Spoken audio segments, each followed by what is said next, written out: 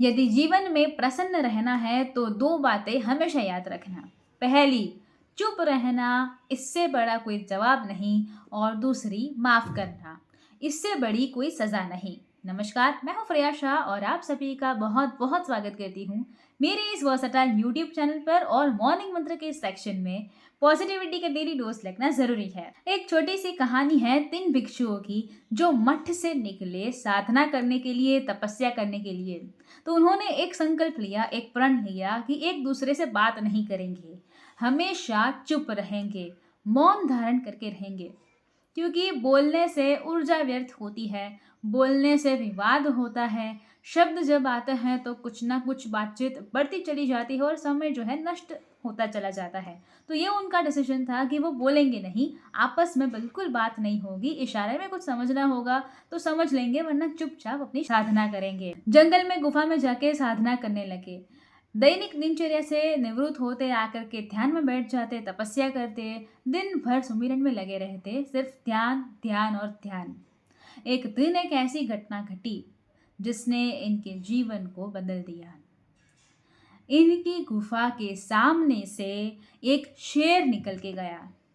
तीनों को लगा कि क्या हम सबने ये साथ में देखा है। पहला सोचने लगा कि शायद मैंने ही उसको देखा है, दूसरा सोचने लगा शायद मैंने ही देखा है, उन्होंने नहीं देखा है।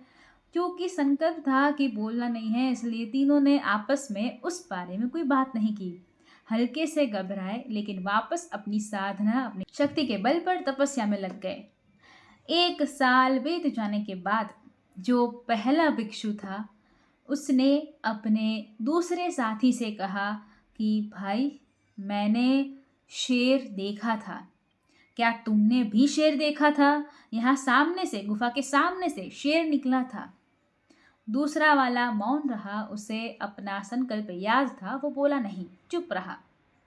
तीसरा वाला भी चुप रहा, बाकी के 2 चुपचाप रहे।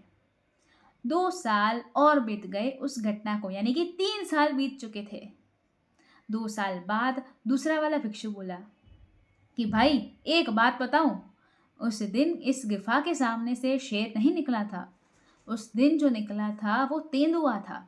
तुम्हारी आंखों को भ्रम हुआ होगा, वो शेर नहीं था, वो तेंदुआ था। इतना बोल के वो चुप हो गया और तीसरी की तरफ देखने लगा कि शायद वो उसकी बात में सहमति जताए, शायद वो हाँ कहे, शायद वो बोले कि हाँ सही बोल रहे हो। लेकिन तीसरे वाले को संकल्प याद था, वो चुप रहा। उसने प्रण को जो है फॉलो किया, अपने संकल्प के साथ रहा, बोला नहीं। इन दोनों ने भी उसकी बात का सम्मान किया कि नहीं बोलना चाहता है, संकल्प के साथ चल रहा है तो कोई बात नहीं। घटना को 3 साल तो बीत ही चुके थे। 3 साल का समय और बीत गया। ऐसे ही उनकी दिनचर्या जो है चलती जा रही थी। दैनिक दिनचर्या से निवृत्त होते, ध्यान करते, साधना करते।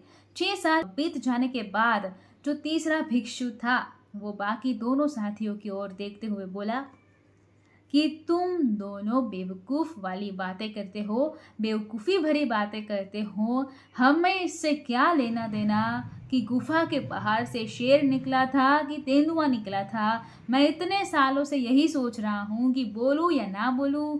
6 साल मेरे तुम दोनों ने व्यर्थ कर दिए। बहुत छोटी सी कहानी है, मज़ेदार कहानी है, जो ये समझाती है कि हम अपने जीवन को ऐसे ही नष्ट कर देते हैं, दूसरों की बातों में पढ़कर, दूसरों के बारे में सोचकर, उस घटना के बारे में सोचकर, जिससे हमारे जीवन में कोई बहुत ज़्यादा नफ़ा नुकसान फ़ायदा नहीं हुआ।